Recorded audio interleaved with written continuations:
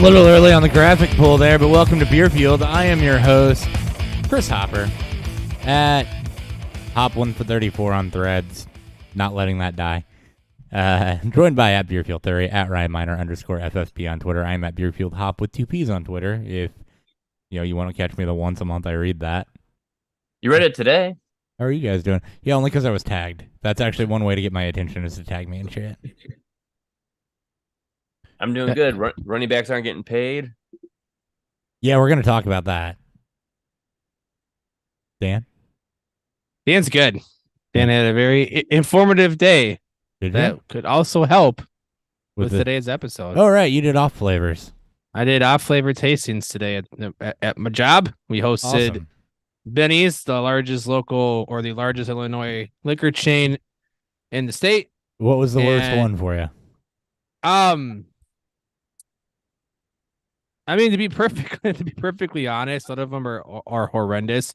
The one that gives off the smell that's like rotten cheese or sweaty feet is probably the worst smelling. I think that's isovaleric acid. I think that comes from bad hops. Yes. Yeah. That one's pretty hilarious because you get to hear, which is again a myth of.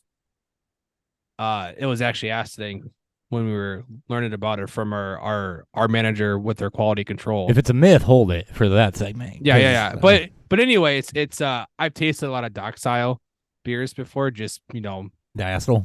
I'm doing diacetyl beers all the time. Not all the time. So there's a lot of complicated words there. You get a pass. There is a lot of words. A lot of words. Lots of words. But that one's probably the most common that I've tasted. And it's the least obtrusive unless you're super sensitive to it. And I'm not really. There were some. Yeah. The sulfur one I'm not super sensitive to. That doesn't bother me as much as it bothered most other people there. Yeah. So, and with those two, with sulfur and with diacetyl, those are even okay in some beer styles. Like some lagers, you expect to have a little bit of sulfur because it's a natural compound of the yeast. Some, you're natural compound in all the yeast. Yes, but every single beer that's used. But lager yeast don't clean it up as well. Yes. And diacetyl, same thing. That's usually a pitch rate problem, but because all yeast produces diacetyl, but it cleans it back up afterwards. British yeast and British beers particularly, but diacetyl's okay, and they're bad about cleaning that up after themselves. For me, I think the two worst off flavors for me are chlorophenols. One, because I've been fighting them for the last couple months, and they piss me off, and two, because it's like a chemically chloroseptic plastic Band-Aid terrible taste. And I've had a couple batches end up chlorophenolic, and I think I tracked them back to a fermenter. I got another one that's chlorophenolic, but I think that's because I was trying to do some screwed up processed shit that opened it up to infection, and I knew it opened it up to infection, and I just didn't get as lucky as I needed to get. We talked about one where it was back in the earlier process. It was back in the early days of distribution for us. We were transferring Santa Cara barrels, and the hose that we used to transmit from barrel to barrel was the one that got hit by it, and we didn't notice it for like 2-3 months. And that's what you talk about. You can contaminate a lot of shit by having equipment. About shit that can fuck you up, man. Oh my god. Yeah, because that one climbs in, and you don't know it really until either it's too late. Yeah, until you're packaged or until you're tasting the beer after it's done. You don't really know it. And you have multiple batches, you have multiple beer batches, and you're just trying to figure. You got to try to zero in on what the common denominator is and where it happened in the process, and it's tough. And any type of line, hose, or anything plastic is usually the case. So what it was for me, it was a fermenter, but you sometimes have to ruin a couple batches to figure out what it is that's actually off. Butyric acid's the other one, baby vomit. Not a fan of butyric acid. Baby vomit. Love it. Sounds like a sour.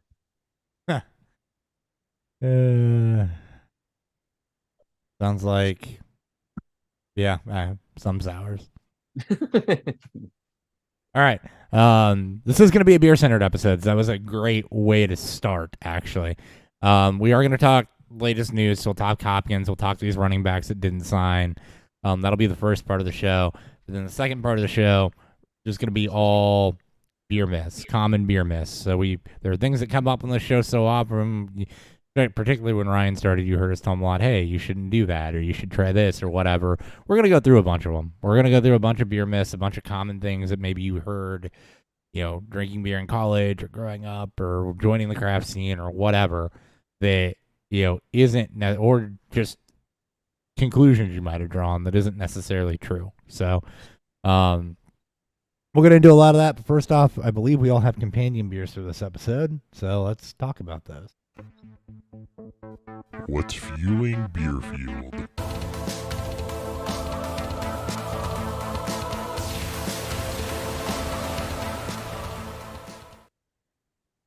Ryan, go ahead and go first since you didn't really get to participate in the off-flavor chat. Yeah, so I have Sam Adams Porch Rocker Lemon Radler. It's part of a seasonal pack. I have a weird aversion to all shandies and radlers. I've never had a beers. Radler, so I thought I'd try it. You've Interesting. What you probably think? had some shandies, which is Another Radler. Yeah, I've had shandies. Yeah, I'm it's not the saying American- shandies. it's the American word for radler. I don't know if it's a one for one verbatim, but They're close. they're pretty much And it tastes like somebody who spilled beer in my fruit juice, and I've never been a fan. Some people love them. A lot of people love them, actually. That's why big breweries make them. But I am not one Summer of those. shandy is why it's one of the biggest beers in the summer Yeah, summer throughout the entire shandy. state. That Sam Adams shandy. I think Shiner does one. Does a Radler. So there's a couple big breweries that do them. Most do. Yeah. Breweries. Yeah. I'm going super local. So I had an event this past Saturday at our local baseball team's game. So I was able to I was able to hang out with some of the local guys, and I got local Buzz Bomb Ooh. right out of Springfield, Springfield, Illinois. This is armadillo with an iron on it, a big iron on its hip. They like to use the wonky fun names. This is a classic pale ale, 5.5%. We didn't dive too heavy into this as we were both kind of working and shooting the shit with other people, but a classic pale ale. All right. So I'm going the other way and going like not anywhere close to local. I'm drinking Warsteiner. Their German beer specialty, which is really just a darker like Keller beer, unfiltered lager essentially. But they're out of Warsteiner, Germany. They are imported by someplace in Ohio. I guess they have a U.S. branch in Ohio. We're a little bit past the freshness date on this. That's okay. We'll get into that in a minute because it's in cans, you see. So It's in a can. It's in a can, so it still tastes good. We'll get into that here in a little bit, but yeah, it's a darker Keller beer. This is just an unfiltered lager out of Germany. So Warsteiner, I wanted to go. I hadn't had a good imported beer in a while, so I wanted to go this route. All right, let's go ahead and get into the news. I'm going to use the drop this week. I haven't used it in weeks because the There news you has go. been sucky and it hasn't really qualified as news. We finally got some stuff that qualifies as news. News.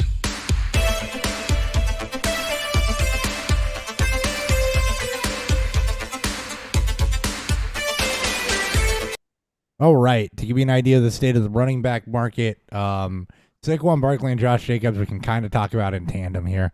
Tony Pollard as well, but a little different story with him. So the Giants and Saquon Barkley and the Raiders and Josh Jacobs both weren't able to reach deals before the deadline. That means they both have to settle for a one-year deal this year. They are still open. I read one place that they are still open to negotiate the salary on that one-year deal. So it could be more than the franchise tag, but they cannot negotiate a long-term contract. The tag is worth $10.1 million for both of them, and both right now plan to hold out. at least into training camp, and they cannot be fined for doing so because they did not sign their franchise tender yet. So they're technically not under contract. Yeah, but they can still get fined. I think it's 50,000 for each practice they miss. I don't think they can be fined if they don't sign the tender. It's an open tender.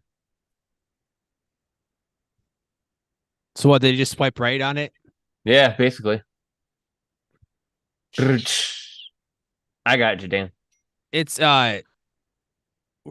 it's a rough day for running backs. Obviously, you have your Twitter heads, the social media heads coming out and voicing their opinion on it, and with I think the last couple hours, you've had running backs now actively speaking up in support of the guys. Obviously, positional groups are going to stick together, but this again, further shows where the game is moving towards, and just the unfortunate downside to how these players are being positionalized.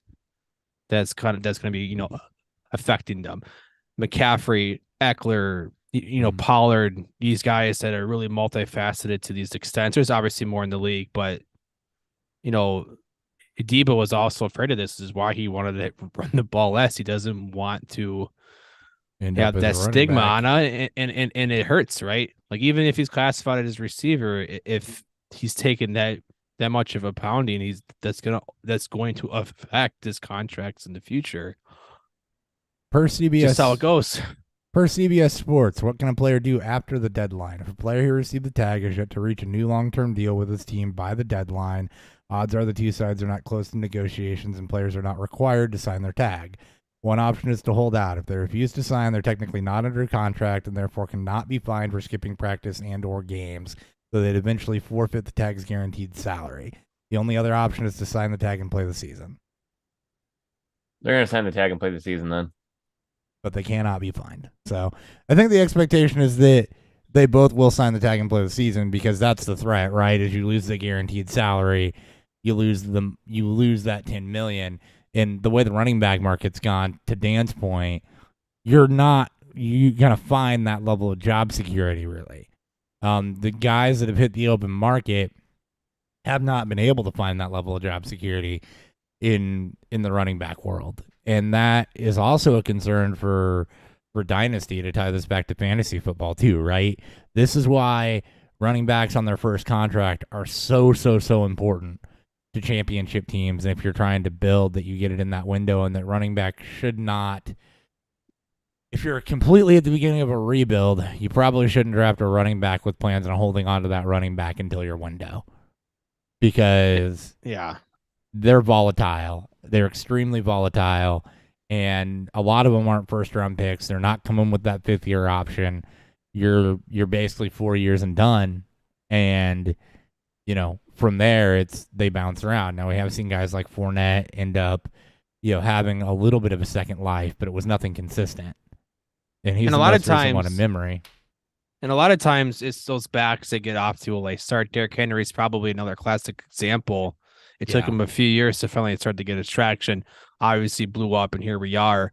Guys like Mixon, could follow suit. Austin Eckler has been able to prolong his career just given how he's utilized in the offense and how he wants to be utilized. He's been vocal and saying that's why even Tony Pollard at 25 years old, getting his franchise tag. This is going to be the first year he's really going to be leaned on, and we'll see what that type looks like. But again, these are very few and far between examples, and why the best time to get your running backs is in rookie drafts.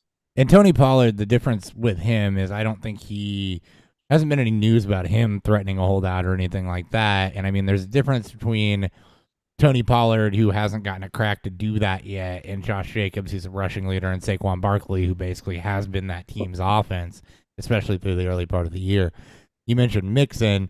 Just another sign of the times, right? He took a $4 million pay cut just to stay with the Bengals and have that security, and that's $4 million a year over the next 2 seasons. And that's because Dalvin Cook, Zeke Elliott, and Leonard Fournette, of the big 3 names, still haven't signed. There's been very little news on Zeke and Fournette.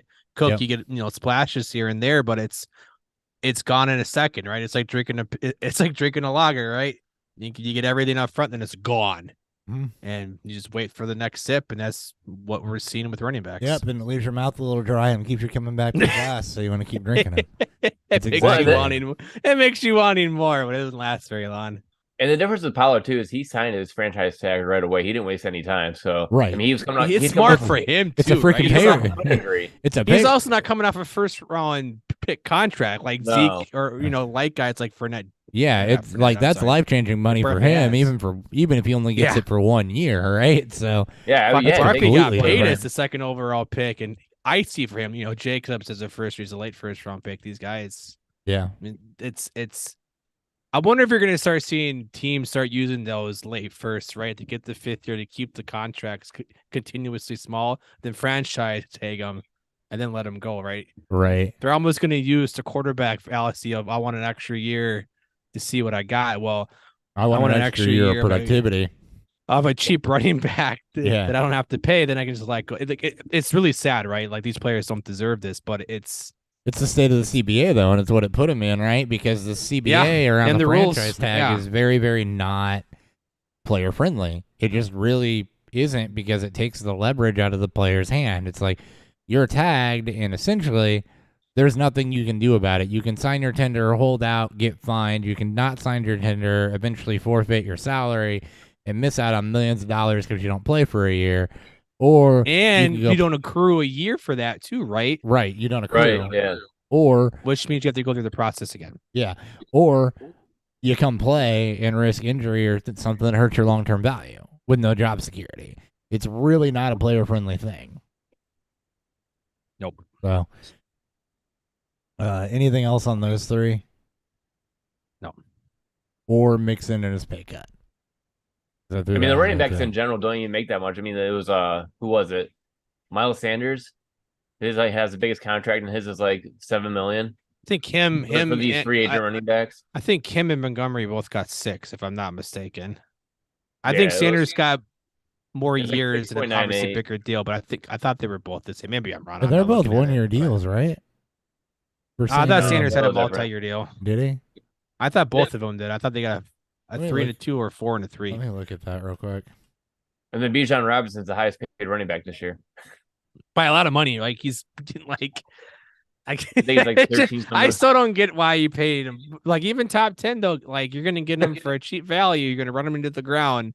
So by the time he's up for that, for that 6th year after his first franchise tag, you're gonna let him go at 27 years old, 26 years old. Then Yeah, just put him on Josh Jacobs' plan. Just freaking run him into the ground, and then tag Shit, him, it's and then gonna run be him into the like- ground again. it's gonna be like Jonathan Taylor. Fucking, that's what we're looking at here. So for Sanders, it's a 4-year deal, but Zeke. if you look at how it's structured, right, it's really not. I mean, he's got his base salary is $1 million this year, $4 million next year for Miles Sanders. There's roster and workout bonuses and things like that are tied to it that incentivize it. His cap hits more than that, particularly for next year. It's a $7 million cap hit, but his base salary is essentially nothing. I think that's what we're gonna start seeing. I saw someone posted on Twitter. I think that's what we're gonna potentially start seeing for some of the higher end backs or reaching their second and maybe even third contracts if they get to that point. It's more incentive base and like production based bonuses. That way they can also earn what they feel like they're earning, and then teams can feel like they're getting what they want out of it. This low base salary, maybe front loaded guarantee, and then they'll have incentives in those years to hit so they can, bonus off. So the team gets what they wanted from them, and then the player has So something more to gain from it. base salary wise, the franchise tags put Jacobs and Barkley and Pollard at 345 for the year on base salary. Derrick Henry's at 10.5 million, Nick Chubb's at 10.8. That doesn't show Mixon's restructure. Austin Eckler after Mixon's restructure, and James Conner would be the next two for base salary. Total money in 2023, total cash, it's Bijan, then McCaffrey, then Kamara, Aaron Jones. Gibbs is actually 6. And Gibbs signed his contract today too. He did. So Oh, did he? Yeah, Yep. So, not good to be a running back right now. Speaking of things that aren't good, DeAndre Hopkins expected to sign a 2-year deal with the Titans, $12 million base salary, $15 million in incentives, and I've been looking at this really two ways. One, it's a run-first offense with an offensive line that took a lot of hits, particularly last offseason,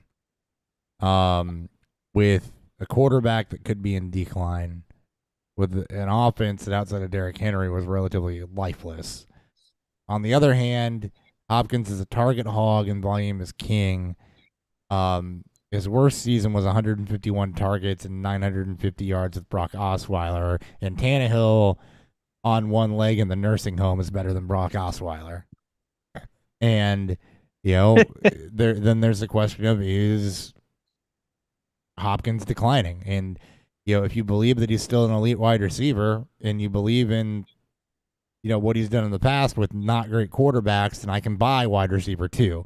The article said top 15 easily, and I don't buy that. I can buy wide receiver 2 is 1,000, but I can buy wide receiver 2 for him in this offense. But, I don't think you're going to get elite tier production out of him here. I think wide receiver 2 is the ceiling. He's going from an offense that averaged 39 passes a game to 27. 29% target share is elite. Obviously, elite. Like that's top tier. That's top 3, top 5 every year. And I don't know if I don't think it'll be that high there. I think Burks' range of outcomes is better than what Marquise Brown's was, because we know who Marquise Brown's is as a receiver at this point in his career. So there's a lot of different ways that could go. Also, 29% on 39 is a lot better than 29% on 27. Granted, we can expect to see the Tennessee offense to improve, maybe throw the ball more because they're going to be running more offensive plays, because they're going to be converting more first downs because the team's better, right? Still a run first offense, as Hopper mentioned.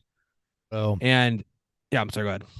No, you're good. I was just going to say, to the target share point, I went back and looked at AJ Brown.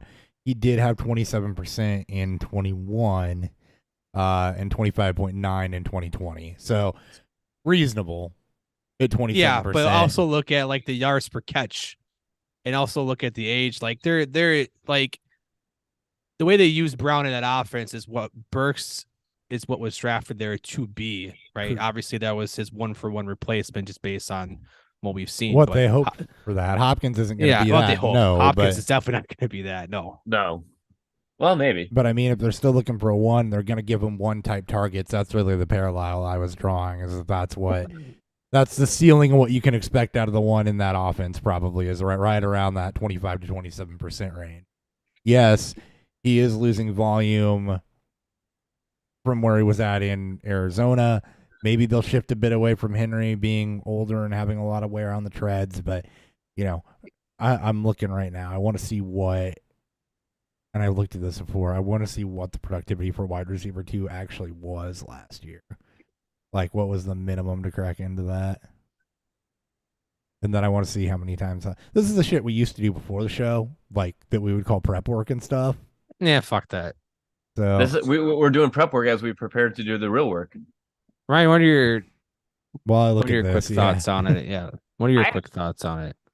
I look at more at like Tannehill now, because like Tannehill is like rated as QB 30 in Fantasy Pros ECR, and he's going behind players like Sam Howell, Mac Jones, Jimmy Garoppolo, Brock Purdy, CJ Stroud, Kyler Murray still, Bryce Young, Jordan Love, who I'd rather have Ryan Tannehill over, which I don't know how Jordan Love's so high, because everyone seems to be so high on him, and I don't like it.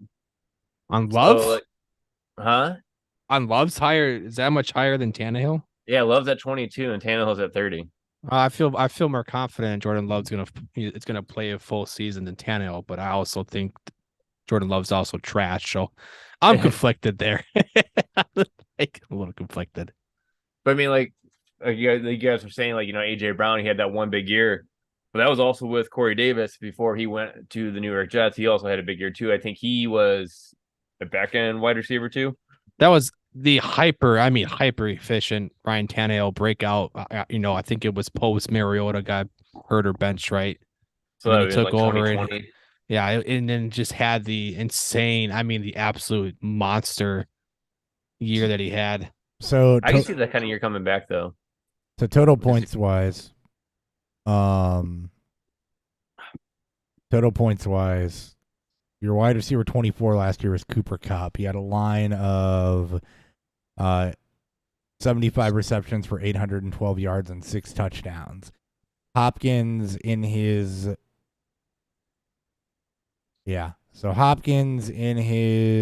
Osweiler season, which was his worst full season performance at 954 and 4, would be a back end wide receiver 2. You have to go all the way back to his rookie year to find numbers for him that would not have cracked what a back end wide receiver 2 was last year across a full season. Now, the last 2 seasons, you've also had suspension and injury and things like that cut into that you have to play with. But should he play back end wide receiver 2, as I think, I wouldn't even consider that the ceiling. I would consider that to be like the right down the middle between the uprights, reasonable expectation. There's definitely a story to be made for where it's lower. You can make a story for where it's maybe a tad bit higher. I think the ceiling puts him right around. So I think the ceiling probably puts him right around wide receiver 17, which was T. Higgins' range at 1,042 yards and 7 touchdowns.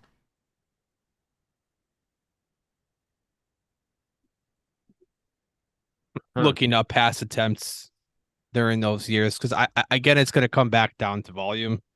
Yeah, so it's also going to come down to the fact, and Ryan brought this up when he brought on Tannehill. I looked at Tennessee's schedule, their first 6 games. Their bye week's week 7, by the way. And every game up to their bye week, they are underdogs in. This is post Hopkins news. This is when the books they should be throwing more, right? It means that Ryan Tannehill likeliness of even making out of the bye week is lower and lower every game that they lose. In favor. And then you throw in Will Levis or Malik Willis. Again, it's based off game theory, but I mean, Tennessee is showing in back-to-back years that they want to spend decent draft capital in this past season, pretty decent, draft capital this past draft on wanting to find a quarterback of the future. So I got pass attempts for you. His career low in targets is 150. The Texans threw 534 times that year. That was 2019. The Brock Osweiler season, he had 151 targets, and they threw. Hold on, gotta find it. They threw the ball 583 times. Yeah, they're all. I mean, so last year Tennessee threw the ball 456. Obviously, a 17-game season the past 2 years. Last year, it's even an outlier for them. Obviously, Tannehill was banged up, and that entire offense was just absolute dog shit. I mean, there's slightly less per game even during those years, but with Tannehill, it's been He had one of his lowest career stats too for mediocre Tannehill. So let's look at 2021, which wasn't breakout Tannehill, but wasn't light the world on fire Tannehill. 21 touchdowns, 14 picks, 3,700 yards. They threw 535 times. If he gets, for Ben's favorite tool of mine comes out the calculator. So if he gets 25% of that, not even 27, let's call it 25, 133 targets. So you're right. It would by far be a career low in target volume for him, unless they significantly up that. At 25%, he would have to be probably. I don't think to get to his career minimum, they'd have to be at about 590 pass attempts. They'd have to jump up. And that's if he plays the full. That's right? If he plays. And the again, full. We don't know who Levis is. Like, we're all not big fans of him, right? We all we made that pretty clear during the rookie draft process. They're going to give Levis a shot at some point this year. I don't expect Tennessee to be a playoff team. I expect them to be a pretty bad team. You look at those 6 games, say 4 out of those games, they're playing the Bengals, the Browns, the Ravens, and the Chargers. And they get road teams against the Saints, Colts, as well. All those games are underdogs. And so it's looking at, okay, what is the likelihood that Tannehill's not even the starting quarterback by week 8. Yeah. They're coming out there by.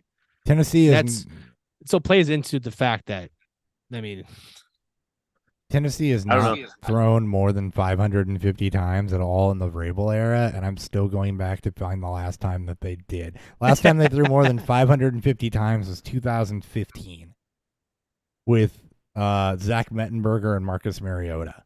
Oh, God. Oh, my God, Mettenberger, I remember that. Clipboard Jesus?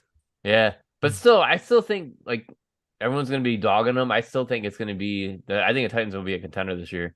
They always are, but it's always ugly. And I think the only thing that stops that is Jacksonville being good and having good coaching and everything, and then they hopefully don't sneak in as a wild card.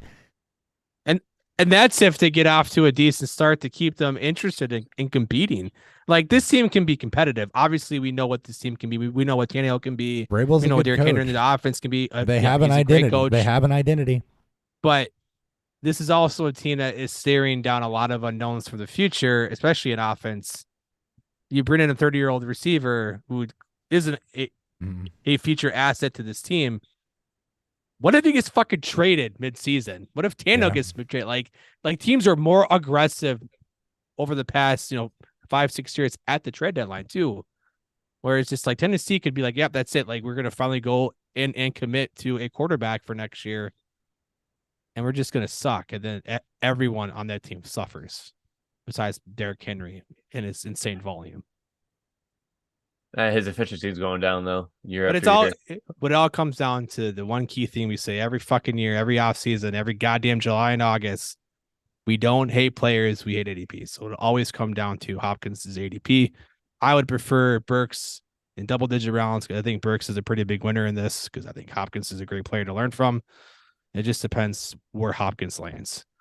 How high are you willing to take him? I pulled up Scott Fishbowl stuff. Obviously, it's going to be very skewed because the news broke out yesterday or broke out today, but they're all over the board. Mm-hmm. And, even in our group chat or in our sleeper chat for our Scott Fishbowl league, the guy that took him in the 7th round was pretty pissed about it. Well, that's his own damn fault. He was only linked to 2 fucking teams. Where did you think he was going to go that was going to be good? And he kept prolonging his sightings. Like, he still has to learn. Like, just because Diggs and Brown and these guys were able to overcome this slow start for wide receivers and new teams, Hopkins is 30 years old. He is past his prime years. Yeah. Joining in a new team again. And the only teams that were linked to him were Tennessee and New England. Were you hoping for I know. A white horse to come and save you? Because neither one of those were attractive. By the way, one more fun fact on this before we move on, just for fun names. The last time Tennessee threw in the ballpark of enough times to get Hopkins to his career minimum in targets with a 25% target share was Matt Hasselbeck and Locker in 2011. Oh. They threw 584 times. What a combination. And at 25% target share, that would put Hopkins right around his career minimum, his lowest amount of targets in his career. This is why I'm going to avoid all Tennessee pass catchers in general. All right. Anything else on Hopkins? No. All right. Evan Ingram, 3-year deal, $43.5 million. He is one of the franchise tag players that got signed a long-term, a semi-long-term extension. So good for him. He turned it on in Jacksonville. Clearly, he's going to be used. So, yeah, he finished. They're throwing the ball a lot. They're going to be throwing the ball a lot. Yeah, yes. Finish the tight end 5. And you're driving as tight end 8 right now. So yeah, absolutely good go deal. For it, and that gives you a little bit of certainty in dynasty if you're a contending team. And a couple more things in quarterback news, quarterback controversy. I didn't realize this, and maybe it's because I've been under a rock, but the Patriots are not committed to Mac Jones. Apparently, there was a report today that they refused to name him the starter. That the ownership group is behind Mac Jones, and Belichick will barely say his name in public. That they think Belichick not hiring an offensive coordinator was to try to sabotage Jones. He's firmly in the corner of Bailey Zappi. And it's an open QB competition between those two. That and combined with the some of the rumors this past offseason about maybe even trying to move on from Yeah. Jones. Like, and I like Zappy. I thought he played really, really freaking well. But he did.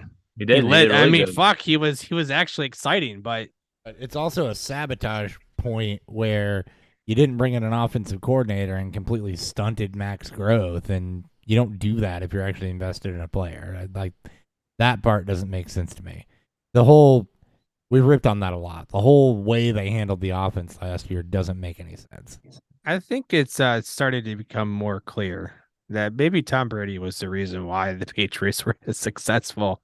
More so than maybe Belichick should not be getting as much praise. Yes. And maybe we should give a lot. I mean, obviously, we've seen some of the failures, that the coordinators that have come from that offense and defense have shown us when they become head coaches or try to.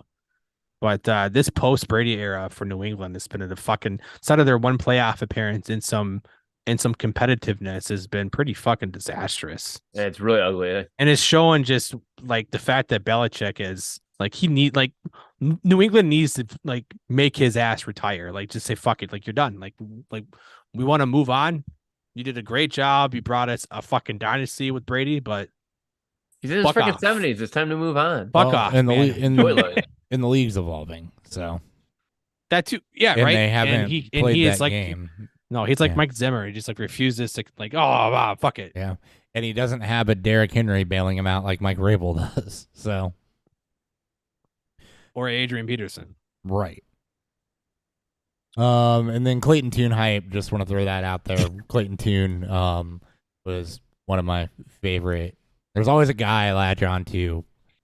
There's always a gonna be a mid to late round QB. There's always a Gardner Minshew. I was actually kind of on Zappy last year. So I mean Zappy, Minshew, some of those guys. Sometimes they hit, sometimes they don't. Chad Kelly. AK-47. Right. But Clayton Tune was one of those guys this year that had the productivity, that had a decent combine. He's mobile. He had a good arm. The film checked out. I would like to see him get an opportunity. And, they're saying good things about how he ran OTAs and everything like that. So, Colt McCoy is still not healthy. Kyler Murray is still not healthy. I'd be very interested to see him get a chance with no expectations just to see how he looks and what he does. So, in Superflex leagues, particularly deeper redraft leagues, maybe not a bad stash. Or if you're still doing rookie drafts, even in Superflex redraft leagues, maybe not a bad stash. Throw him on the taxi squad for a couple of years. If it doesn't work, it doesn't work. It doesn't cost shit. So no, it doesn't cost anything. No, I like him especially. Even in mocks, I was trying to always get him like at the last pick, just to see. Never know. Indeed. All right. Anything else on news? Nope. All right, we're going to go into beer myths. So here's how I want to play this. I've got a list of a few. I'm going to throw them out there. Dan, I have an article pulled up with some myths on there too that we can. If it's anything in the first page of Google, that's where I pulled them from. I think it was. Okay. It was a top. Yeah, if it's a top choice. If it's anything on the first page of Google, that's where I got them from. There's a couple I intentionally left out because I'm like, I don't think people still believe that anymore. But yeah. So I think what I want to do is I'm going to throw this out there. Dan, you're going to know probably all of them. Ryan, you probably know more than half of them. But let's have maybe an audible. Ryan, do you have any questions that maybe would constitute a beer myth? Or do you want to ask him as we go? Or yeah. Or I'll ask him as we go. All right. Because with you being the novice, compared to us, especially Hopper, that'd be great. Well, the first one Ryan, that is ice glasses are preferred for serving. I like ice glass though, like especially like when it's like a Pilsner, something light. So American light lagers, your Bud Lights and your Coors Lights of the world are the only thing that frosted glasses really make sense for, because those are designed to be drinkable. Bars are putting them in frosted glasses so that you can drink more. They're cold, they're refreshing, they don't have a lot of flavor. In general, The ice Yes. glass is the enemy of flavor for beer. Those beers aren't exactly known for being flavorful. You're ordering craft beer, it's not the way to go. Dan, I'll let you riff on that for a second, then I'll fill in any Yeah, I mean holes there. it's also, it's really based on the marketing of what we see with these domestic beers, with your major domestics, your Bud, your Coors, your Millers, and shit like that. Is when you see those commercials are hot, right? These people are sweaty. You see an ice cold, refreshing beer in a mug that obviously you can't see on TV if it's cold or not, unless they make it very obvious. But you want to get that sensation of feeling refreshed and drinking something cold. Will give you that, right? And I've, as someone who works in the beer industry now as a beer rep who's done a bunch of different on-premise events with various levels of knowledge with the people that I've done them with. It happens. It's someone who wants to say something even as an educational purpose. I'm not here to overstep. I'm here to enjoy. And most times I don't see a massive difference, because most of the beers that my brewery produces are not going to be ones that could be heavily affected by it outside of our IPAs. Yeah, your deadheads would be really the biggest one. Yeah. So it's not a huge thing for me. I more so get annoyed with it if I see a place that is advertised as like a bottle shop or a higher end place that clearly the guy involved or the woman involved would be knowledgeable enough to not have a staff member make that mistake. And then it's like, why? Like, I mean, yeah. And which just really happens.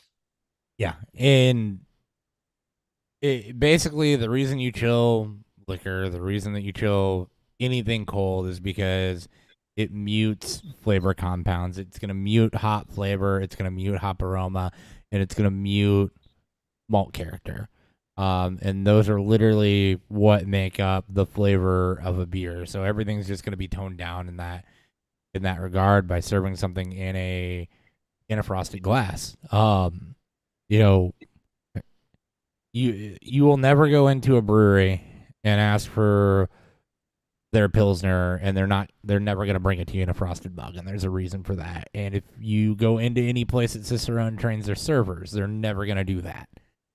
And the reason is just that it kills flavor. So if that happens, obviously, if you're just going to your dive bar, go to town, right? You don't care if you get PBR in a frosted glass for the most part. You don't care if you're but if you're looking to drink craft beer and you get a frosted glass, maybe, politely ask for a not chilled glass. Something like this happened to me the other day. I was drinking Millstat beer at a wing place, and they served it to me in a frosted mug, and I cried a little bit inside because their lagers are so freaking flavorful. Even their light lager is so freaking. You've had it on the show, Dan. It's so freaking flavorful, yeah. And they were, and it murdered it, completely murdered it. And it hurts too, as someone who knows. Obviously, it hurts when it happens. Most common people, most just common drinkers, aren't going to notice the difference. Like. But the problem with that is that they take that mindset. Yeah, mindset. Well, exactly. Just not even that, but the flavor of the beer, the impression is not going to make the same impression on them as it would if you didn't. So, and first impressions can be huge in the beer industry, just like it is for like anything that involves taste. You want to make sure it's why beer dates are, set by brewers, but the brewmaster wants it to be drank by, because he doesn't want to ruin your first impression of their product. All right, another question. I don't know if you're gonna ask anything about glasses at all, Chris. Is there any myths about the glass? I think the biggest myth would be the glassware doesn't matter. So, that's the biggest one I could think. Some people just don't pay any attention to the glassware. I don't think it's really a myth, but some people don't pay any attention to it, and it does matter for getting the maximum experience out of a beer. There's going to be, so as you know, as we told you on the show early on, any glass is better than drinking something out of a can, because you're going to be able to release the aromatics of that beer. And aromatics are part of the experience, and your sense of smell actually helps inform your sense of taste. Aromatic beers like IPAs, well, I think Dan might be using one right now. Will a lot of times be drinking out of like a bubble glass or a tulip glass, which helps, out of a bubble glass or a tulip glass, which kind of helps funnel those aromas up out of the glassware. A lot of times you'll see Pilsners served in tall glasses. I don't really know what the reason is for that. I think it has to do with... Is it with the cascading, maybe? I think it's with the cascade. Yeah, and the head retention and everything. I'm pretty sure that's why. And, you'll see stouts sometimes in tulip glasses. Again, it's just an aromatic thing. That's really the biggest benefit there. I've had tulip glasses, I've had pint glasses, and I can't really tell the difference. Yeah, it's all in the scent. It's all in the smell. It doesn't affect the taste at all. It's all in the smell. No. But it especially if you're trying to gain more knowledge on tasting beer and trying to learn what, like with me today, learning about off tastes and what those may be, what may be causing it, what those may smell and taste like. Also, pouring it allows you to obviously smell better. Smelling is so important to even tasting the beer, right? Training yourself to try to pick out certain things and smelling it and doing it the proper way, just like you do with the whiskey, or down those lines could also help you taste the beer better and will show you or pick out different things that you would just miss if you just start chucking the beer right away. So something a lot of people don't know is one of the first things they teach you when you teach you to taste is to not just sniff with your nose, but sniff with your mouth.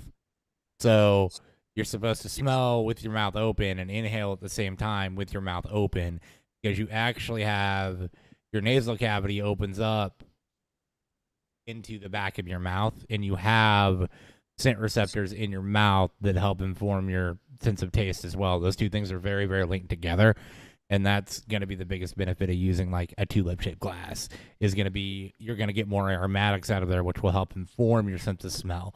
A good example of this is I actually have a session IPA on draft right now, and when I drink it out of a mini taster that's like pint glass shaped, it's kind of blasé, right? It's not doesn't have a lot of character, but I pour it in a tulip glass and I can actually get some of the berry and tropical aromas and everything out of the nose. And as I'm drinking it, I actually start to taste those because my sensory note are more informed than they are coming out of a different shaped glass. And that's really within 3 days of each other that I did those tastings. So it does matter. But yeah, next time you smell an IPA, Ryan, instead of smelling with your nose, just kind of inhale, put your mouth up to the glass and just kind of inhale it, and you'll pick up on things just by picking up those fumes. Yeah, because I've never done that before. Never even tried it. Yeah, it's bigger with whiskey, but because there's a lot more strong aromas coming off of that, but it plays with IPAs too. All right, speaking of IPAs, next myth, all IPAs are bitter. And this is like a half-truth, right? Because when people think of IPAs, they think the primary impression is going to be bitter. And that's not the case. All IPAs should have a certain amount of bitterness to them.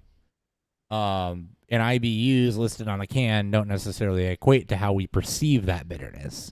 So then that's what it is. Really, is it's all about perceived bitterness, right? I can take a lower IBU beer and carb the crap out of it and mash it at a certain temperature and make that perceive more bitterness than if I take a beer with double the IBUs, but I dry hop it and throw a shitload of hops in the last part of the boil, which is going to taste juicier and fruitier. Yeah, that's depending on what I use, but yeah, that is one of the most, especially with the rise of hazies, which is what Hopper just mentioned about dry hopping. That's literally been working in the beer industry at a liquor store and then working on the other side as a beer rep. It's one of the most common questions I get. It's one of the most people say, well, I don't like IPAs. Generally my follow-up question is it because it's bitter? And most times they'll say, yeah, some will obviously, give more, specific reasons, but majority of the time it's because they're bitter. And then I'll show them one of our deadheads, which is a classic hazy style. Ours is generally will feature more bitterness than most hazies will, because it still wants to give off a full a full range of an IPA. But that's where I'll typically get them, or I'll talk to my customers about that, about trying to get them to buy certain beers or try certain beers, because I believe there is a beer for every single person in this world I do that too. doesn't have an actual like health condition to it. I will find you a beer. I will make it my life's mission to find you a beer that you will probably enjoy. And if you tell me, well, I don't like beer, I'm gonna call you on your shit. I'm like, it's bullshit. Like maybe not so much right now because I've been out of the liquor store chain for a while, but I could probably find you something, and I could probably even do with my own stuff if I try hard enough. But it's just it's a classic example of topping Gly is this King Stew. It's the first time I think of that. It's 100 IBUs, but it's a double. It's a double, so double dry up, double IPA. Oh, they said double for some. What the hell is a Yeah, double? I meant double? I went too far, but no, We'll get into double. it's what I dry call a hops in minute. double. Yeah, it's a double IPA, so double the ingredients, and it's double dry up, so it just even adds loads and loads more of dry hopping at the end. 100 IBUs, people are like, holy shit, this is going to be super bitter, and it's not. It's just overly super juicy, aromatic, and very, very boozy. Right, wrong, or indifferent, I credit M43 for changing that narrative a lot and getting a lot more people into especially in the IPAs Midwest. and hazies. Absolutely, yeah. And it's why the West Coast IPA kind of started to die off, at least in this region, because West Coast IPAs do have a certain amount of bitterness, and the hops are going to be more that Pacific Northwest region hop, which are a lot of times going to be earthy, piney, spicy. They're going to have maybe some fruit notes to them, but that's not the primary function of those hops.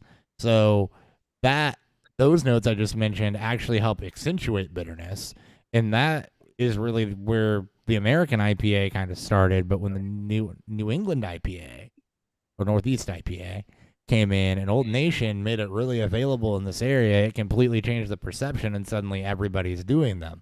Well, what changed? It's dry hopped. It's got a shitload of hops on the back end. It's using hops with more juicy, tropical, citrus type notes.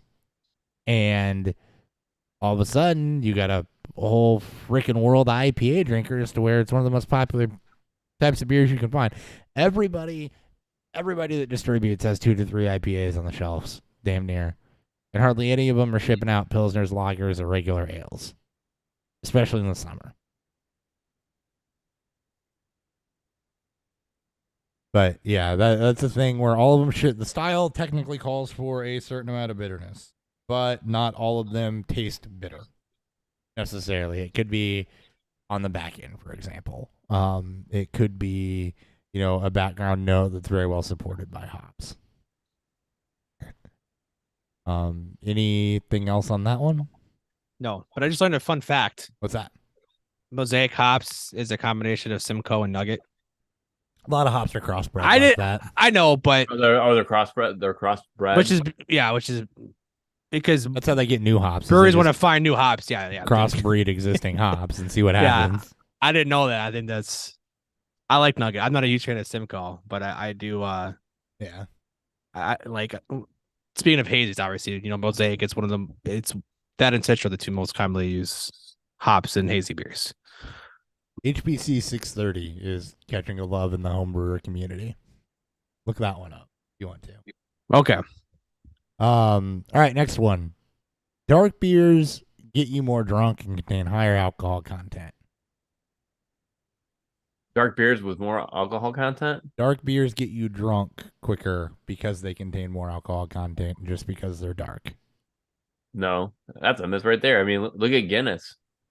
Exactly. That's the easiest myth right there. The English milds, baby, 3.8. Or my favorite ones are the Imperial milds at 4%. Yeah, I meant to bring a visual representation down on this, but I didn't. You can make a beer dark in a 5-gallon batch with a half pound of roasted malt.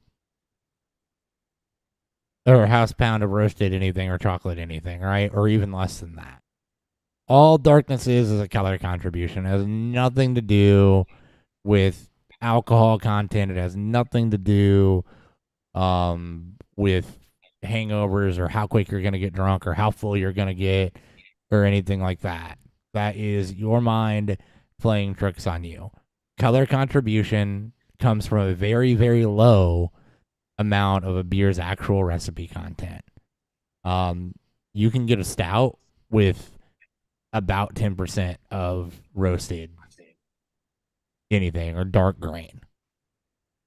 You can get it to be damn near black. So, where this myth comes from, I think, is that the two most common dark beer styles are the stout and the porter. And you see a lot of American stouts and barrel-aged stouts, which do have higher alcohol content per style. But porters tend to not, brown ales don't, amber ales don't, dark lagers are starting to take hold. Those are not high alcohol content. But because American stouts in particular call for a higher alcohol content, there is now the stigma tied to dark beer that they get you fuller and more drunk, and that's just not how it works. Your dark malts are there to contribute color and coffee and chocolate type undertones, not alcohol content. Why do I love them? I do too. Love. And your point on Guinness, Ryan, that's another myth. All dark beers are heavy because Guinness is heavy. Also, 100% not true. The thickness of a beer has nothing to do with the color of the beer. It has everything to do with the brewing process. And plus a Guinness here and a Guinness over there tastes a lot different. They do. And we'll get into that too. In a minute. But yeah, they taste a lot different, but the thickness of a beer is all brewing process. It has nothing to do with the color. That's why white stouts exist, right? I can make a white stout. I can make a pale beer with the same mouthfeel of a dark beer. But because we associate dark beers with stouts with Guinness, in particular, right? We associate them with thick. But also not the case. Anything on dark beers, Dan? No. You get them all. Ryan? No, I'm good. Dan, I'm going to let you take this next one because I've done a lot of talking. Double dry hopped and triple dry hopped IPAs or higher alcohol content. Oh, God. This one, the surprising amount of people that get this run, including people that are in positions that should definitely know the difference. Former GMs of liquor stores? Yes. It'll remain nameless that you and my wife might have both worked for at one point in time. God, I just can't believe that. Hops do not add any alcohol content to a beer at all. They're there for aroma and flavor and preserving the beer, or help to preserve the beer. Mm-hmm. Triple dry hop in it, double dry hop in it, single dry hop in it, doesn't matter. Obviously, the more hops you throw in, the more you're going to get from that. The boil temperatures of that will, how long you throw it into the boil compared to how long you want to do them during post fermentation will also affect what you get from those hops. But alcohol percentages will not. This is a very common response when you hear somebody say, "Whoa, it's got a triple dry hop and it's super high alcohol content." And they look down and it's like 5%. Yeah, they won't. And most times you don't see it. And then obviously, the most common ones is like the double, triple, a double IPA, triple dry hop, stuff like that. You see that a lot in breweries that will focus on hazies, or this will really focus on IPAs as their kind of main portfolios. You'll see those. You don't see a lot of triple dry hops and just, single IPA beers, but double dry hops obviously a very big common one with them because you're just trying to get as much of what I would call orange juice out of it as you possibly can. Yeah. All right. So question on that. Yes. So what makes it a single dry hop, double dry hop, and a triple dry hop? So it's basically.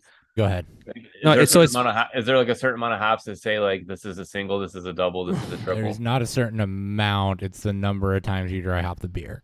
Yeah, it's that and then based on what you use for your recipe, right? If your recipe calls for a certain amount of hops. So a dry hop addition happens when you're fermenting a beer, And basically, when I add dry hops into the beer, they're going to contribute pretty much exclusively aroma. And you're adding them straight into the fermenter, and you're trying not to oxidize or oxygenate, blah, blah, blah. This is whatever. It's basically the number of dry hop additions that you would do is what makes it double dry hopped or triple dry hopped. So the more hop additions you have in the dry hop cycle, the more basically aroma you're going to get out of that beer. I think where the myth here comes from is that people confuse double dry hopped IPA and double IPA. And those or Imperial. Or Imperial. Right. And those are not the same thing.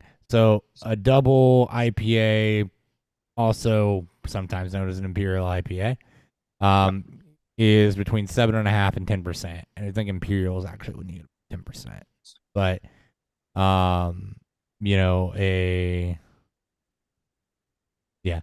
the BJCP only defines double, which is between 7.5% and 10%. A regular IPA is between 5.5% and 7.5%.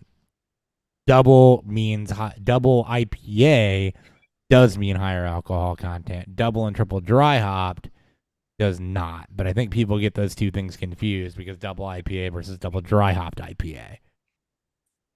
And those are not the same thing. Yeah. Yep. One of my favorite things. One of those things I look forward to every Friday night when I work for Vinny's. Yep. Is asking about that. All right, and then last one before we hit the beer review, and then we'll go into a few more. Bottled beer is better than canned beer. You're old man. Brought to you by old guys. Brought to you by guys that were around before the oxygen liner and cans existed. This used to be true. Yes. You want to talk on this one a little bit, and I'll again fill in gaps. You can piggyback on what I miss. As Hopper mentioned, yes, they're back before you add in those liners to cans to help fight against oxidation. It's bottled beers are better. That is shifted to canned beers better, mainly because it protects the beer from sunlight. Mm-hmm. Obviously, bottle beer can't do that. A lot of liquor stores have done and built properly will have proper lighting into their stores that will not cause this effect to happen, which is if a beer gets too much sunlight, it's going to skunk. It's going to affect the levels of the beer inside, and then you'll see the off taste happen. It's not the heat, it's the light. Which covers the one that was going to be coming out of the break. Yeah. We'll still get into that a little more, but yeah. Oh yeah, of course. I'll just do a light. It can be what keeps them when tied through the beer review. But it's also going to lean on the preference. But in terms of quality and in terms of what's better for the beer, it's cans. Yep. Am I going to argue with an old fucker that's going to constantly tell me that bottled beer tastes better than draft and cans? No, because I would still be arguing with the same fucking guy 3 years ago about this. It happens all the time. It's the same thing I'm sure we'll talk about later on with the cold versus warm and whether or not how you should store it or buy it or if there's any real effect of going from cold to warm. It's based on preference. And sometimes there's beer that tastes better out of a bottle than out of draft, than out of can. It's also just how the beer is kept at the store, at your house, in your fridge, at your friend's place. But in terms of just pure quality and pure better for the beer, can is better than bottle. All right, stupid question. I know the answer. Sure. But why is it like your bottled beers in brown bottles? Because clear bottles and green bottles don't filter sunlight nearly as well. And that has to go into skunking. We'll talk about a couple of green bottle beers here in that section. One other part on the bottle versus the can argument, Dan. You're absolutely right on the sunlight thing being one of the big reasons. The second big reason is oxygen. Crown caps actually let in more oxygen than a sealed can. And oxygenation, cold side, a lot like light, is also detrimental to beer flavor, especially IPAs. That's why you almost... tell me the last time you saw a New England IPA in a bottle. Never. There's a reason for that. You should never, ever Sam Adams, I think, did for a little bit, and I was Yeah. just like, "You're an East Coast fucking brewery. What are you doing?" Yeah, and Come on, the man. reason for that is that the crown caps will let oxygen in. That's why literally when I buy imported beer, I look for cans because oxygenation and light both go together. Well, let's tie them together right now. Oxygenation and light are enemies of flavor. Also, one thing, I yeah. think it's better for the environment too for cans and bottles. It is, yes. Both recyclable, but pretty sure cans break down An easier better. process. Yeah, but yeah, oxygenation is just the other reason you get seepage around those crown caps, which can make a beer go stale quicker. And for the light side of it, Ryan, you asked the question about bottles. For this one, I just tell people drink Heineken or Rolling Rock out of a bottle versus out of a can, and it's a completely different experience. And it's because those beers end up light struck, which gives them the skunky taste that they get when they're imported. Same thing with even like the brown bottle imported beers, right? Even those are going to be a little bit light struck and a little bit oxygenated by the time they make it over here. Canned beer is going to be much fresh. Is going to taste much fresher. Because the oxygen linings, you don't have any worry about the aluminum seeping into that. You don't have any worry about the oxygen seeping through the aluminum to get to that because of those barriers. Crown caps do let in oxygen. Bottles with a certain amount of clarity let in light. Those are the two enemies of beer flavor: is oxygen and light, not heat. Heat doesn't do a damn thing to the beer. It might make it go stale a little quicker, but by a little quicker, like, it's not a huge impact. You're not gonna ruin a beer by leaving it in your car, especially you're not gonna ruin canned beer by leaving it in a hot car or anything like that. That's not gonna skunk your beer. No, light skunks beer, not heat. this is something that I've had to even still learn from. He does something to do with re-fermenting though, right? If you're using fruit and stuff. You have beers that have live yeast in them and active yeast in them in suspension. So some Belgians are like this. It can cause things to start going, but the overall impact on a beer is going to be minimal. It will cause, and for those, it's because re-fermentation can only happen if you're introducing more sugars, right? Yes. Or residual sugars or back sweetening, and you haven't neutralized the yeast. A lot of there's things that can be added to neutralize yeast reproduction and stuff like that to stop that from happening. Let's do a beer review. Let's do it. I learned so much. Beer review.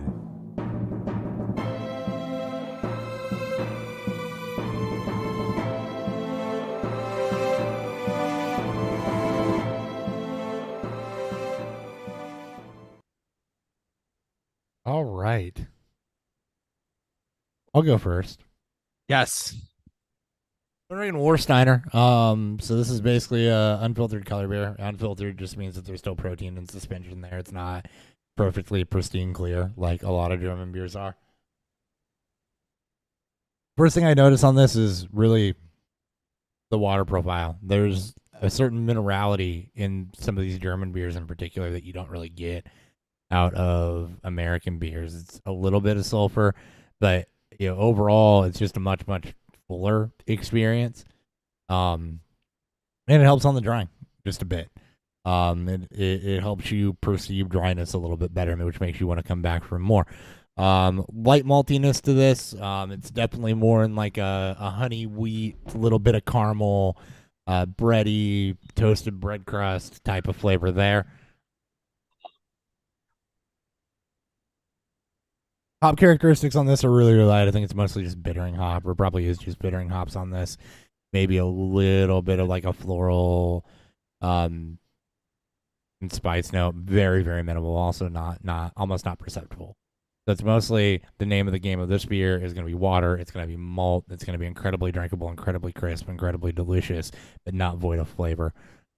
Anytime you find an import beer, it's always the best of the best and the biggest of the biggest coming in. Little crap breweries, one, don't exist over there a ton, but two, they're not sending their beer overseas. So, but really the one tidbit there is buy cans if you're going to buy imported. So Warsteiner beer, fantastic. Definitely recommended to anybody looking to pick up imports, but please, please, please buy cans.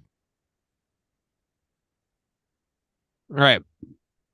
Again, I am drinking local Buzz Bomb out of Springfield, Illinois here. Armadillo with a big iron on its hip. This is a traditional, just American pale ale, 5.5%. I drank most of it, again, unfiltered. You're gonna get, it's a bit harder to see on there. It's gonna come off more of that darker orangish color to it, but hazy. It doesn't say hazy pale on there, but it's pretty much a hazy pale. I don't know what it is about Buzz Bomb's beers. There's always an off smell. It's not something wrong with the beer itself. I brought it up to the brewers. You can smell when you walk into their brewery. But it can kind of fuck with you if you don't visit the brewery often. You won't get this beer outside of the downstate Illinois area. But the beers itself are obviously going to be, these guys do a great job with their classic styles like this. They don't go too crazy with the adjuncts or just overly dry hop everything, but just a classic pale, just a classic hazy-ish pale here. Drink it down to the bare bottom of it. It's become a little bit more muted with it, but you're going to get your haze to it. You're going to get your just slight malt and bittering on the backbone, and then it's going to finish clean with a very quick finish to it. I haven't really gotten to like actually sit in there and try their stuff. Like I've been there before and had like 2 beers, but I want to sit down there and actually like perceive and spend some time with their lineup. I want to say it's the water. Could be.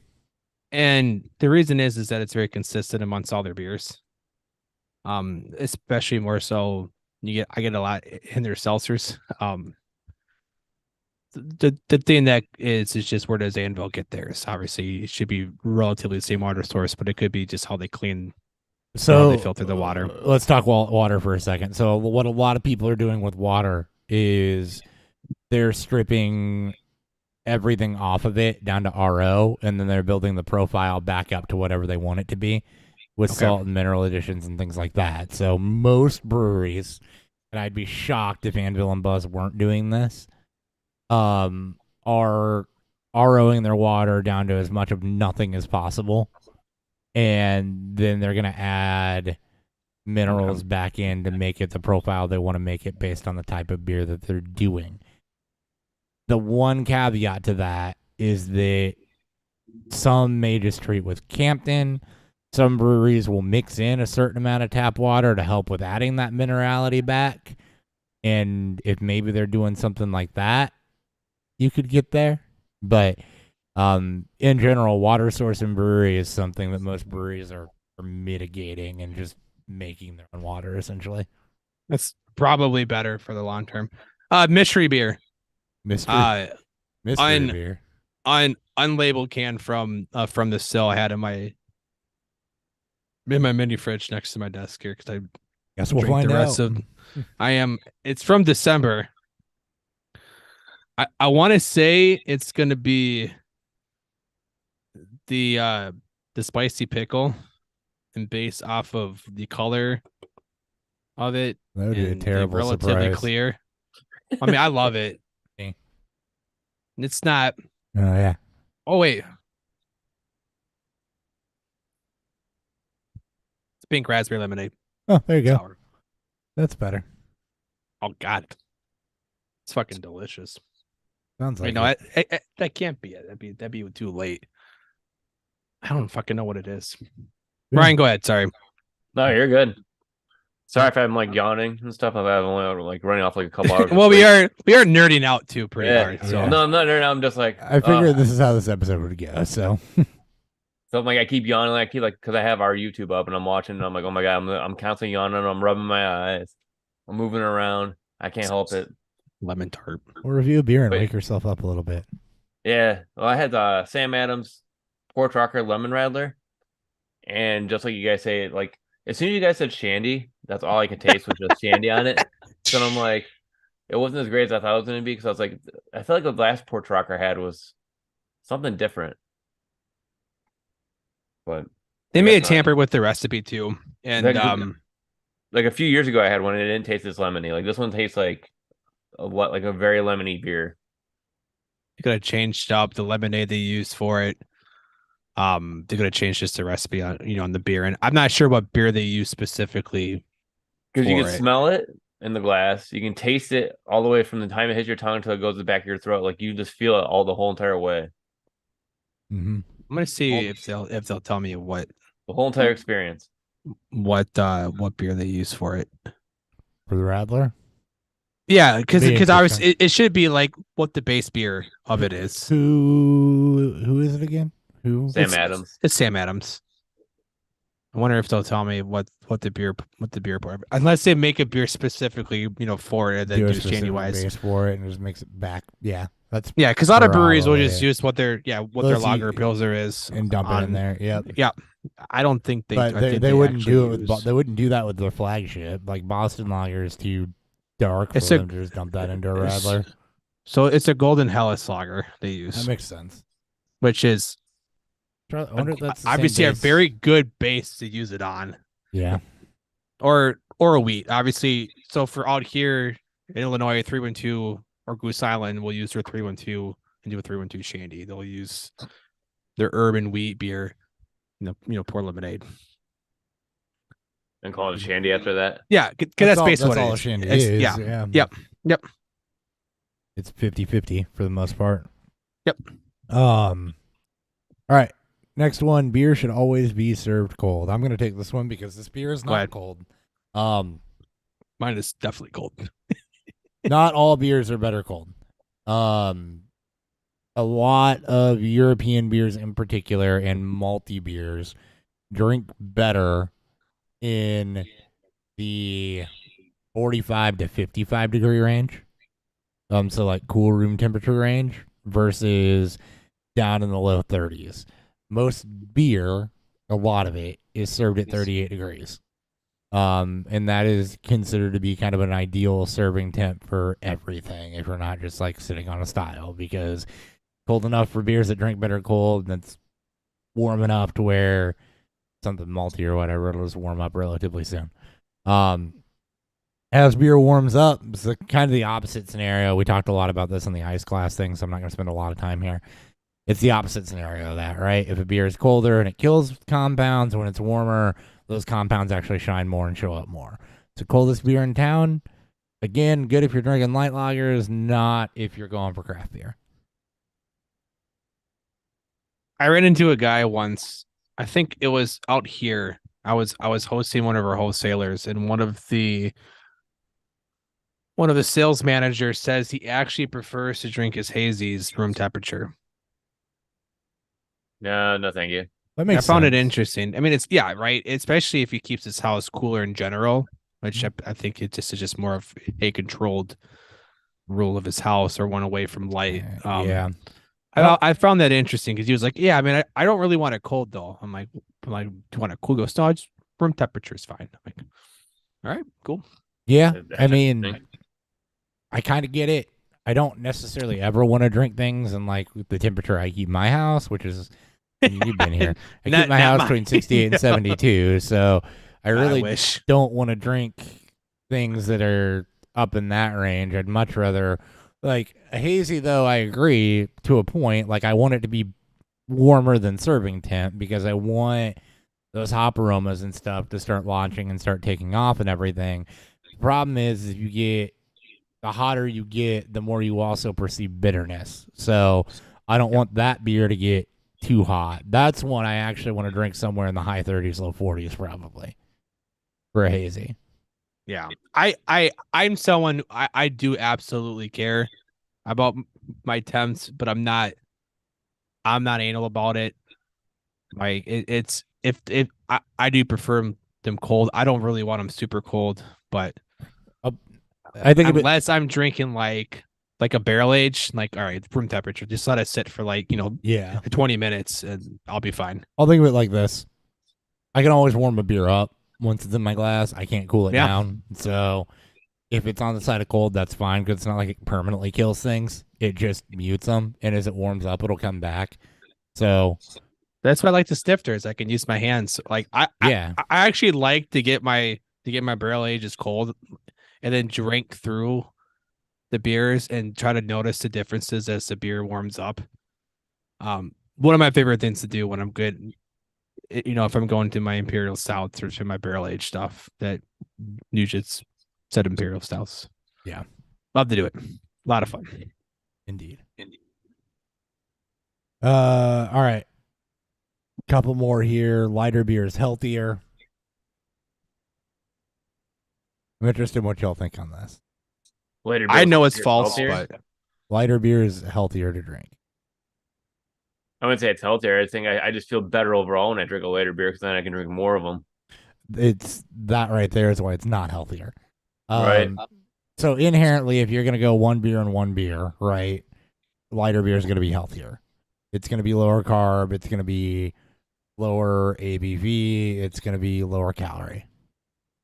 But where that gets you is if you're doing a full night of drinking, you're going to get to where you want to be faster. You're going to be fuller faster, drinking less full flavor beers than you are light beers. Like you said, Ryan, you're going to drink more light beer.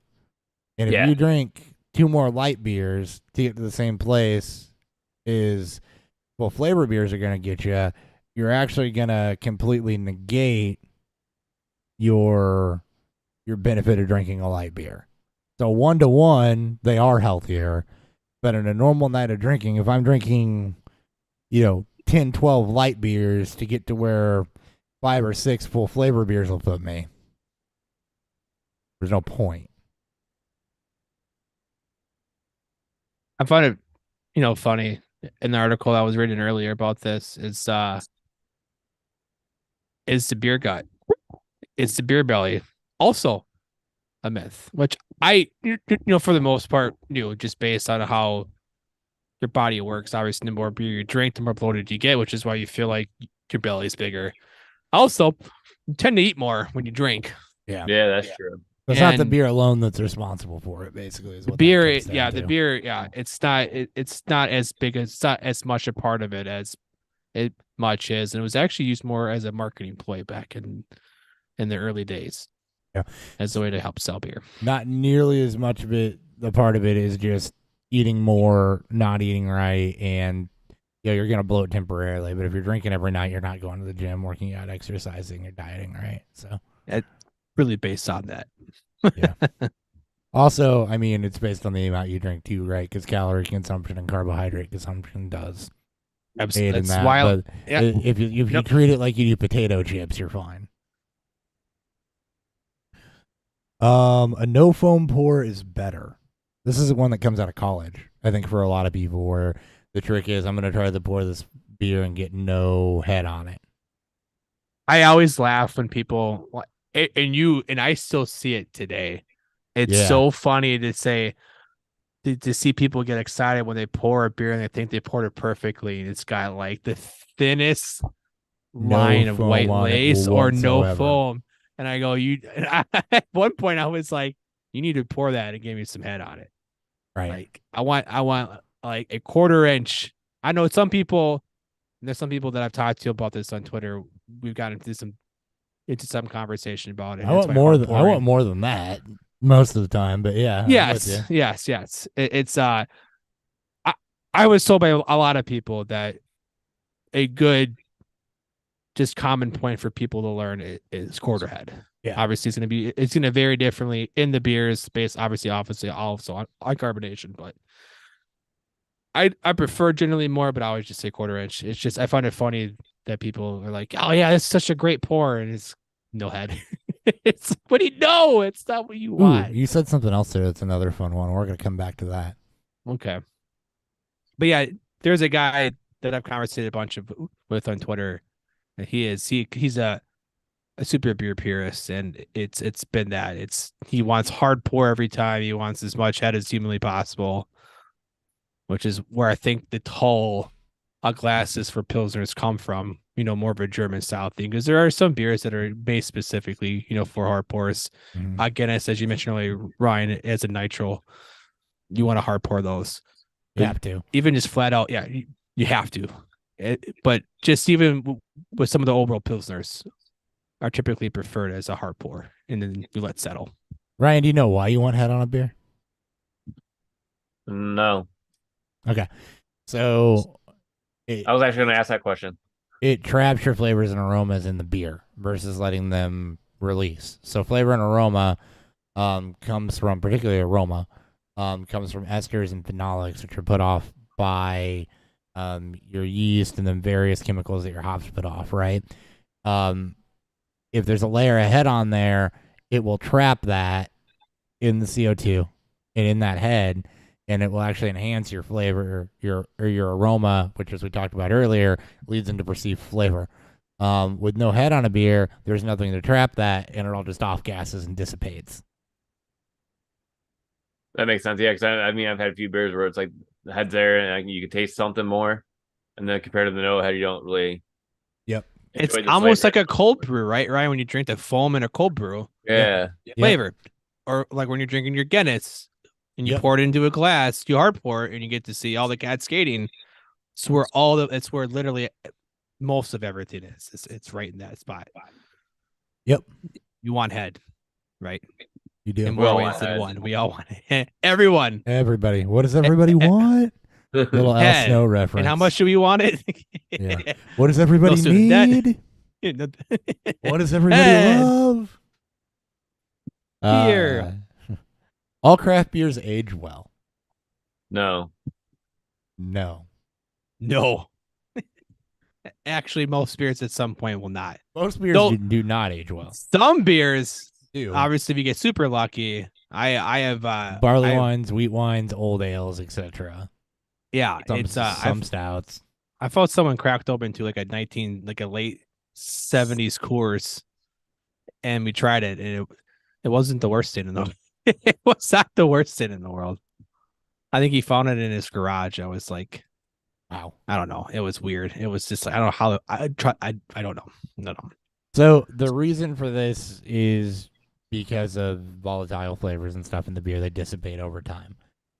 For things like imperial stouts, this is good, right? You want some of that some of the burny alcohol notes to dissipate and mellow over time, and let that malt shine. For anything with flavor additives, not good.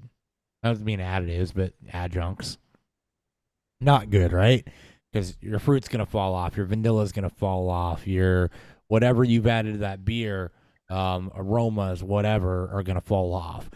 There's actually only a handful of beer styles that get better with age, and even then, it's a bell curve. Yep. And after they've been stored for too long, that will start to go downhill. Barrel-aged imperial stouts are the ones that are most notable for being stored and aged. Some farmhouse beers or some things that are bottle conditioned are better aged, because the yeast is in there and it's still doing work.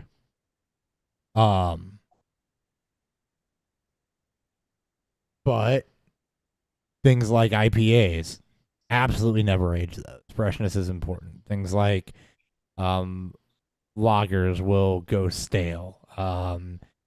Same thing for pilsners. A lot of ales actually keep pretty well, but you're not trying to age them. You don't gain anything from aging them. They just don't go out for that long. Very few beers get better with time. Barley wines, wheat wines, old ales, imperial barrel-aged stouts, and some styles of Belgian beer and farmhouse. Or Dogfish 120 minute. I don't really get that one. I don't either. I think the beer is trash, but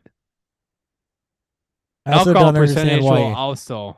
I also yeah, don't well, understand. That's got to be the only reason, because I don't That understand. any, literally is no. That any is other the only reason for why it, yeah. why an IPA would Vary between 15 and 19%, and I think they encourage you to age it. I came across. I want to say it was a French brewery. It was when I was able to get when I was working for Benny's. Oh. And on the bottle itself, it actually gave you the flavor profiles for the 18 months that they Was it a beer? wanted you to keep it. Was it a beer to guard? No, it was not. It was not. It was a cherry. No, it was a raspberry porter. And Okay, it gave that'll off do it. Yeah, they wanted you to buy multiple bottles and they age them through a 3-month process, and they gave on the bottle itself, they gave you a very broad but taste profile of what the beer is going to be like for each of those 3 months until it hit the 18 months. I thought it was one of the coolest things in the world to show you because it's got to be a yeast thing. Like I'm thinking it is cool that they laid it out that way. Yeah, I'm trying to think of why for raspberry porter that would be a thing. It's got to be a yeast thing though. I mean, obviously you're going to get the raspberry fruit thing. Maybe Ronnie didn't know. Yeah, so the fruits will be the first to go, just like coffee is typically the first to go. Do you think that they just over added fruit so that it could be aged, and as it dissipates, you kind of get to choose your flavor profile there? I mean, they advertised it as the raspberry up front, and then after about a year or so, after between 8 to 12 months, they tell you the raspberry is going to go away, and then you get more of their traditional porter. I'm sure the yeast that they use, maybe they found a specific malt that'll maybe kind of help with the towards it. I'm not sure, but I thought it was the only beer I've ever seen that gave you a tasting profile through its aging process on it. I thought that was one of the coolest things ever. And the beer is actually really fucking good, but pretty good. I thought that was sweet. It is really cool. Ryan, you have gone blurry. You got to refix your focus on your cam, my friend. Work the light. We need it. If you're gonna be the looks of the show, we need the people to be able to see you. There you go. If you're the front man of our 3-man there you go. Butt rock band, we need them to show you. You're definitely the sex appeal here, so it's definitely not Bird Eye. I don't know. I mean, we lost a couple subscribers on YouTube, so I don't know what happened. I have maybe they deleted their accounts. I have not looked at our YouTube subscriber count in so long. They must not like our production program meetings on air. All right, 2 more, and then we're done. Beer before liquor, never sicker. Also a fun myth. I go both ways, so if people are like, you can't do that, I'm like, well, watch me. It's nothing to do. No. Something that is a very common college thing too. That's a very common. It's just the onset of alcohol. Yeah, it's just the onset of alcohol, right? If you go beer before liquor, beer's gonna get you to here, and then liquor's up real quick, and before you know it, you're fucked up, and you're gonna be sick enough to puke. If you go the other way, you're gonna drink liquor to get to the point where you want to be, and then you're gonna drink beer with lower alcohol content, and your curve's gonna go like this instead and start to flatten out, versus ramping up. Yeah. That's why that phrase makes sense. It has nothing to do with the order that you drink things in. It has to do with the total amount of alcohol that you're consuming. If you're starting with beer, you're going to start slow, and then you're going to pile on top buzz you already got, and you're just going to take off like a rocket. If you're starting with liquor, you're likely drinking that until you're at a good spot, and then switching to beer, which is going to be a slower burn and keep you level for longer. That's why that makes sense.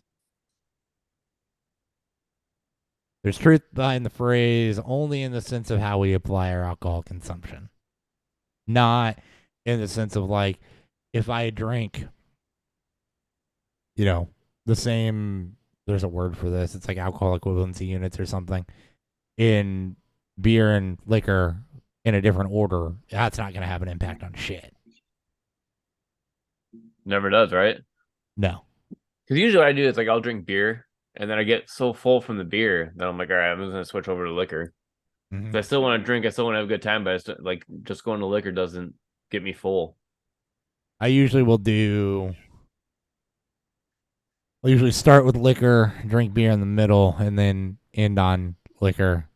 But I mean, it's variable for me. It just depends. Sometimes I'll start with liquor and then go to beer when I feel myself hit a buzz level that I need to pull off the accelerator on. That's pretty much. Oh. I just try not to mix, because when I start getting into the hard stuff, I don't stop. That's always been my problem. I just don't stop on anything. So yeah, it's in fact, there's a level that I get past, and I just don't stop. Yeah, there's no turning back. I'm also too old. I don't want to like my hangovers aren't a day anymore. The goal is I don't get to that level of where there's no turning back anymore. Yeah. We have responsibilities. And we're just old, and we hate ourselves. Last one. This is the one I added on the end. Carbonation equals head retention.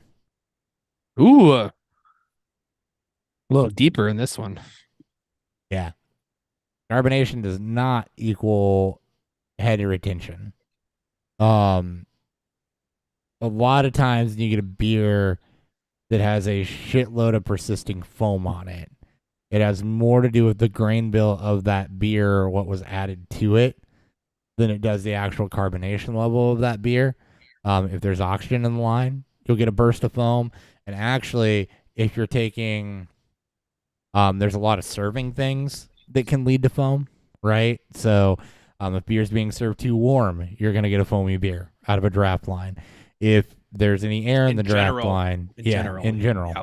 If there's any air in the draft line, you're going to get more foam on it. If you have certain types of grain in your beer, you're going to get more foam on it. There are actually grains that brewers will add to beer just to help improve head retention.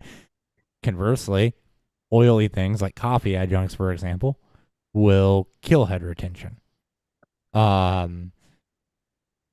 You have to be carbonated to have head on your beer, yes, but that is generally not the contributing factor to big head or low head. Pouring with too much pressure can lead to a lot of foam. If you're getting beer out of the bottom of the keg, you're going to have too much pressure for the flow of beer that's coming out of it, and you're going to get a foam blast. If you're getting if you've ever worked at a bar and you pop drafts for the first time after you walk in, that's because even in the lines, you're getting some head retention buildup. I have one line that's really bad about this. You'll get some buildup near the front of that tap, so your first pour is going to be all foam. You run that off and come back for a second pour, you're normal and you're good. Foam a lot of times is a serving issue, not a carbonation issue, or not directly correlated to carbonation. Or there's one beer that I put way too much malted that I put way too much flaked barley in, right? That beer gets really big head and pours foamy all the time because there's too much barley in it, which is direct contributor to head retention. One of my biggest pet peeves when I go to a bar, you can clearly tell that they haven't ran their lines for the day because of that exact thing. Nothing pisses me off more, especially on self pour, or pour as you or pay as you pour places, or on the wall stuff. But you get a car, you get charged for the ounces you take, and while I'm not losing as much beer, I also don't want to have my first pour be 95% foam. Right. Head. Because they don't run the lines in those places. Yeah, they just haven't ran them yet. Also, fun myth too, while we're on head and foam, is a foamy head equals less beer. Which has been a huge one. Is why a lot of college people, a lot of bars that will serve more of a college student is that people perceive, they see head and they perceive it, they're getting less beer. That's why they don't want head in their beer. They want to know that they're getting the full amount of their bottle. Why? Because they're poor and they want to have more beer in their drink. And reality is, it's just gonna let it set. You'll be fine. So I disagree with that one, and we're gonna demo that, and I'll show you why. Give me just a second.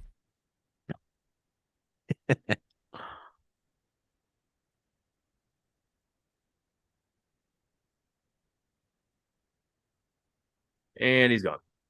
Well, he's getting beer. I don't know if he's getting beer, but it should be the awkward silence time. Awkward silence. Well, we got it. That was fast. All right. This is that tap I said pours foamy all the time, right? Yeah. We're above the top of the S of that foam there, right? I have a full glass. So as this settles out, my actual beer amount in this glass is probably going to end up somewhere about that U. Yep. And this is what comes down to. You mentioned 1/4 inch head. That is not a significant difference in the amount of beer you have, right? It's not. No, if you get an absolutely extremely foamy pour like what that just was, absolutely that is not going to. And I know this because if you've ever filled a growler or a bottle off of a tap, this is what happens. If somebody's pouring your beer right and giving you the right amount of head and is running over the foam, over the top of the glass until they have the right amount of head and the right proportion there, yes, you are going to be fine. But if you can already tell from where I was, right, on where that's settling out. I don't completely agree with the fact that if somebody pours you a shit pour, it's how that is it's way worded. too much. Yeah, Yes. that is way too much head that you get the same amount of beer. You're not losing beer. That is absolutely not true because I was up to there when I poured this. And like I said, we're going to settle out somewhere around right about there. And if you're on YouTube, you can see the hand gestures here. But that's why I didn't put that one on there because I'm like, I mean, I get what they're trying to say here, right? Which is you don't want no head. Because if I had poured this with about that much head on it, which is about right, the amount of beer I'm losing is like maybe half an ounce. Yeah.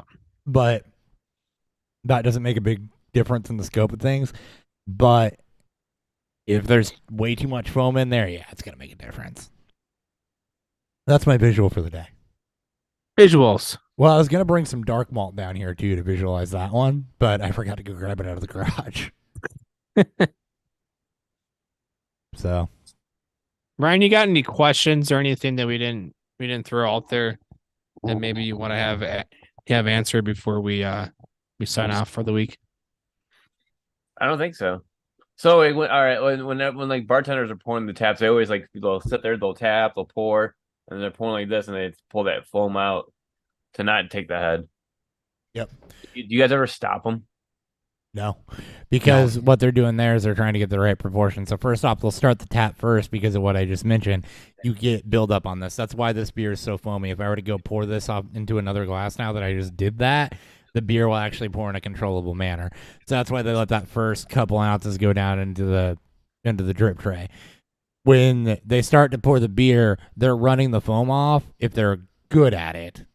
And I assume if they're doing that they are, to get the right retention. And most of them you'll see do a roll where they start the glass in tilted and run down, and then they'll pull it up to straight to hard pour the last little bit to get the right amount of head on there. But some of them will dump off and keep filling to get the right proportion there. So I don't stop them whenever they do that because to me, that's a bartender that knows what they're doing and they're trying to get my proportions right. Dan? That's exactly right. That's I mean, a lot of times you'll see nowadays is they'll take a water bottle and they'll just spray the glass down. Like you're not paying more for beer, right? The beer, the bars themselves are there's going to be some loss, but and by the way, it's baked into that. I will shout out Stubborn German on this one too for the whole foam versus the amount of beer you're getting and what you're paying for.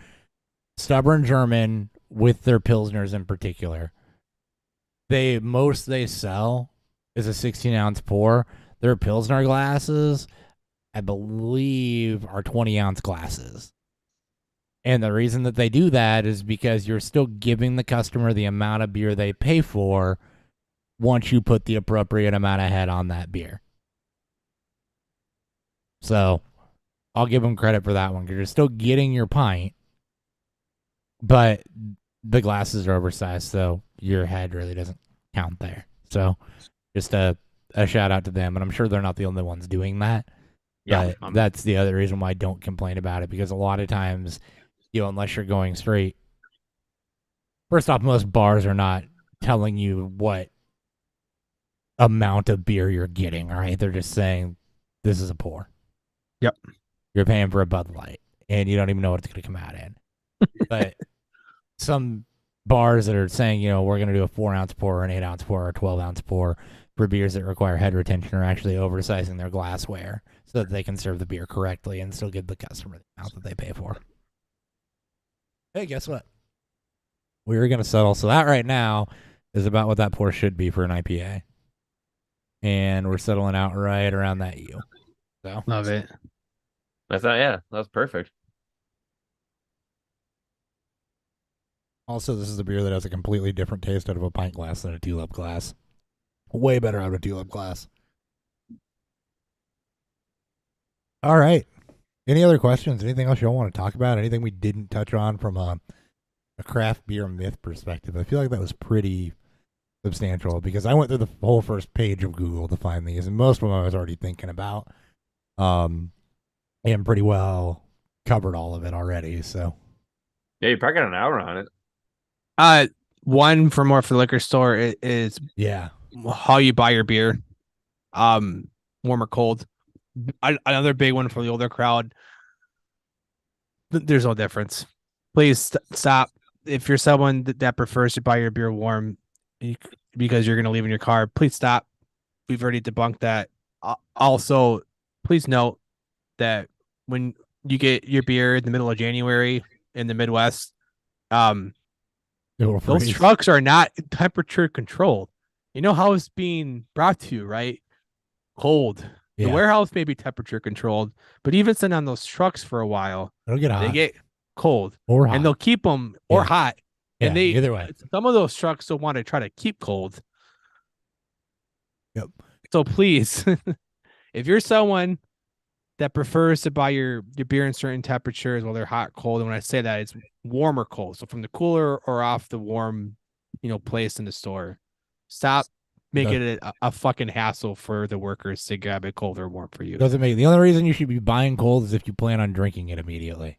Yeah, exactly. Like if you're going to drink this beer and you want it as cold as possible. That's why cold beer spots exist, because you're going to drink it immediately. What matters more to the freshness of the beer is going to be the date on the bottom of the can. Yes. Please stop. Stop. If you're that person, it's okay. Just stop. I forgive you, but just stop. Mm-hmm. That's it. That's my last gripe. No, that's perfect. That's my last. Dan goes back in time to bitch. That's a really good grape to have. But yeah, pay attention to the freshness date, because that one actually does matter. That one does matter. That's and again, for those that don't know, it's if you see a drink by day, it doesn't mean the beer is magically going to kill you afterwards. Another myth you can debunk. You can drink expired beer. It's fine. It just means the quality isn't going to be based on the brewmaster or is based. They want you to drink this beer by this date.